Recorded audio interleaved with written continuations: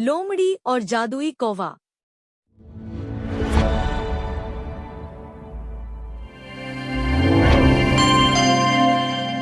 एक घने जंगल में चतुर नाम की एक लोमड़ी रहती थी।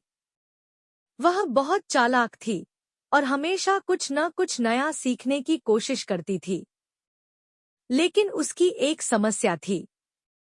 वह हमेशा दूसरों की खासियत देखकर जलती थी और वैसी ही बनने की कोशिश करती थी।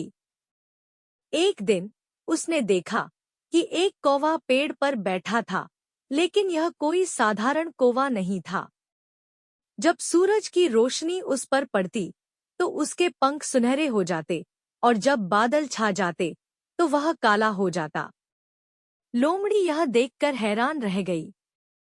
उसने कौवे से पूछा, तुम्हारे पंखों का रंग कैसे बदलता है? कौवा मुस्कुराया और बोला, यह एक रहस्य है, लेकिन अगर तुम चाहो तो मैं तुम्हें सिखा सकता हूँ।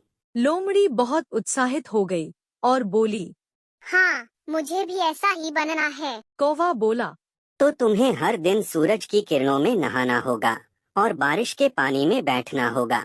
लोमड़ी ने वैसा ही किया। वह रोज सूरज की धूप में बैठती और बारिश के आने का इंतजार करती।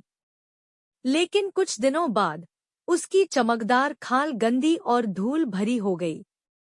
वह परेशान हो गई और कौवे के पास गई। मेरा रंग तो बदल ही नहीं रहा। कौवा हंसते हुए बोला, रंग बदलना मेरी खासियत है, तुम्हारी नहीं। हर किसी की अपनी खूबियाँ होती हैं।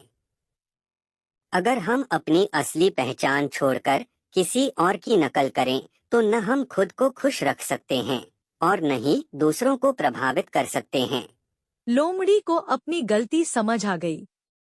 उसने सोचा, सच में मैं जैसी हूँ वैसी ही अच्छी हूँ। वह खुशी खुशी जंगल में वापस लौट आई और अब वह खुद पर गर्व करने लगी।